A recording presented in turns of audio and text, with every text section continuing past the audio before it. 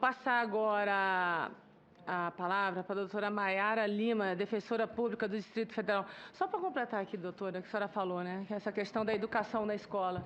Mas o que me preocupa também, que a gente tem visto, é que mesmo que a gente faça essa educação, o problema também é na casa, né? Porque a gente está o tempo todo tentando buscar soluções com relação à educação, mas essa criança vivencia dentro da casa dela a violência do pai com a mãe, né? Uma coisa que é cíclica, né? Passa de pai para filho.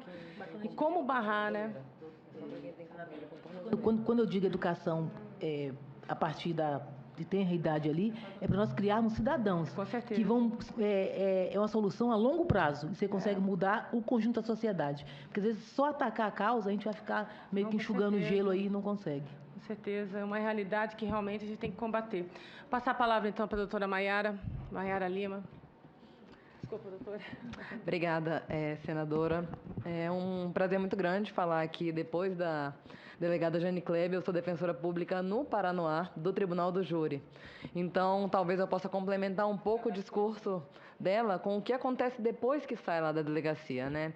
E eu gostei muito de ouvir aqui a exposição da Cíntia, porque ela trouxe muitos dados que me trazem uma preocupação ainda muito grande. Porque nós temos cifras ocultas, né? E é esse o grande problema. Nós temos 70% das mulheres que nunca procuraram ajuda antes do feminicídio. E 80% não tinham medidas protetivas. Então, nós sabemos que os números que já são alarmantes, eles são muito maiores. Nós não sabemos ainda daquelas mulheres que sofrem violência diariamente dentro das suas casas. E muitas vezes só chegamos a descobrir quando realmente chega ao feminicídio. Isso é extremamente grave e, para mim, demonstra que, na verdade, nós adotamos uma fórmula de combate ao feminicídio, que é a repressão do crime, mas que essa fórmula é extremamente limitada. E enquanto nós ficarmos com a ideia de que a repressão do crime vai evitar novos feminicídios, nós não vamos alcançar esses 70% das mulheres. Eu vinha conversando antes da audiência com a Jolúzia, e eu comentei com ela, né? Eu falei para ela que essas mulheres, elas não acreditam no Estado. E não foi a primeira vez que eu já ouvi isso, eu já ouvi ser dito isso. Elas falam: eu não vou procurar a delegacia porque não vai dar em nada mesmo. A gente viu aí a mulher que morreu com a medida protetiva no bolso. Nós tivemos que criar um tipo de descumprimento de medida protetiva, porque as pessoas descumpriam reiteradamente a medida protetiva. Então, nós criamos uma medida protetiva que dá uma falsa ideia de segurança para essas mulheres, e isso é muito grave, porque elas acreditam que agora elas estão protegidas dos seus companheiros, ex-companheiros, familiares, e, na verdade, elas acabam se expondo mais ainda ao risco porque acreditam naquela falsa ideia de proteção.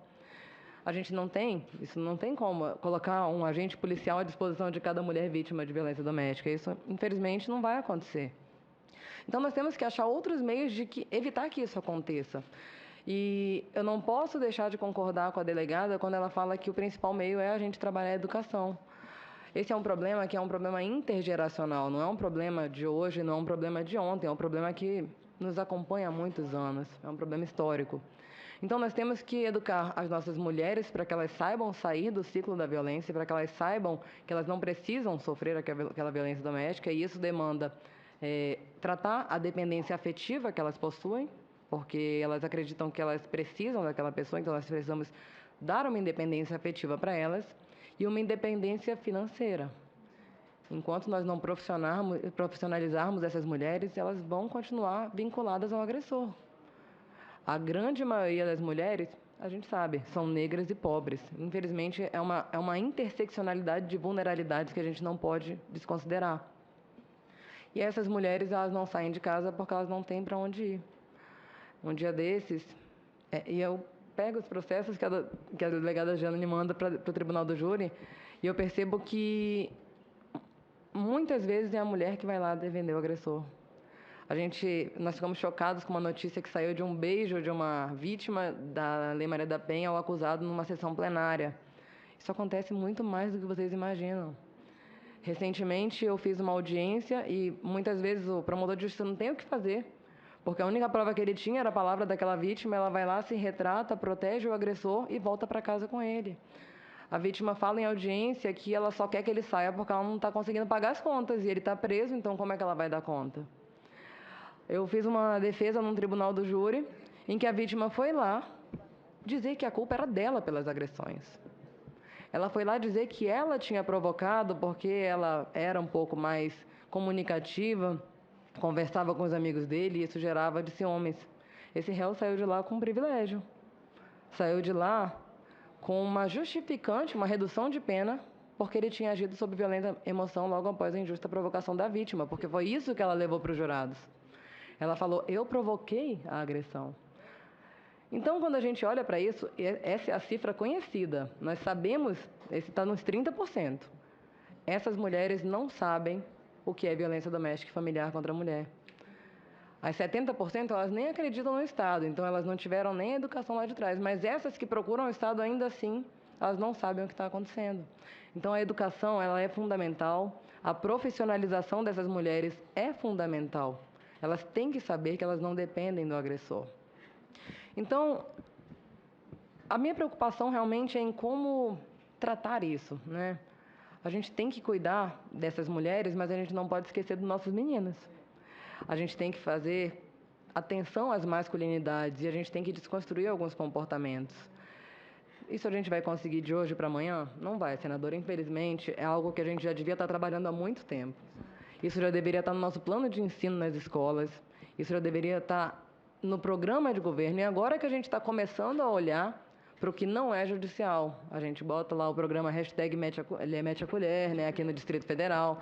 A gente começa a pensar em botão do pânico. Viu, delegada, que há 3 dias atrás o governador daqui do Distrito Federal estava questionando porque ainda não conseguiu implementar o botão do pânico com a tornozeleira, né? E ainda é só um pouquinho, porque a gente já tem que ter uma tornozeleira para pedir isso.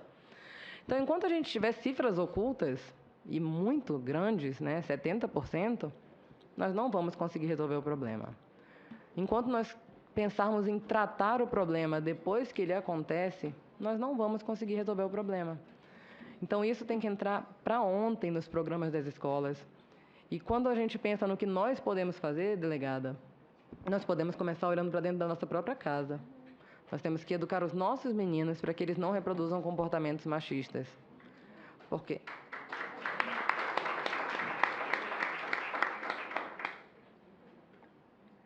Porque a mulher, ela já foi vitimizada a vida inteira. 32 teve direito ao voto e tentaram tirar dela agora em 2020. A mulher negra, ela é duplamente vitimizada. A gente vê que a situação do machismo, assim como o racismo, ela é estrutural. Então não adianta a gente só querer trabalhar a repressão. Temos cada vez mais que trabalhar o cuidado com essa mulher, profissionalizando, inserindo ela no mercado de trabalho quando possível. Não adianta dar um acolhimento temporário numa casa-abrigo, aquilo não vai ser a vida dela. Ela tem que realmente ter condições de caminhar com as suas próprias pernas. E temos que pensar para daqui a 30 anos. Se a gente não começar a pensar agora em como mudar a nossa forma de ver a mulher, daqui a 30 anos nós vamos sentar nesse mesmo plenário para discutir os mesmos números, ou até piores. Então, eu não consigo ver outra solução, senadora, para o feminicídio que não seja começar na base. Senão a gente vai só enxugar gelo, como a gente continua percebendo. E aí a delegada Jane tem uma excelente taxa de investigações e desvendamento de feminicídios, 90%. Chega no tribunal do júri, essa mulher vai lá e tira a responsabilidade dele. Então, todo o trabalho que você fez lá atrás acaba no tribunal do júri, porque ela não teve educação, porque ela precisa daquele homem para poder ajudar nas contas. Ela depende afetivamente dele. Então, não tem como fugir, é educação mesmo. Então, a gente pede o apoio dessa casa para que tenha essa atenção nos projetos que vai encaminhar e que vai apoiar. Temos que colocar mais investimentos nesses projetos que venham a educar a população, a fazer a mulher conhecer e saber qual é o real lugar dela, e saber que ela não merece e não deve nunca aceitar ser subjugada por ninguém. Obrigada a todos.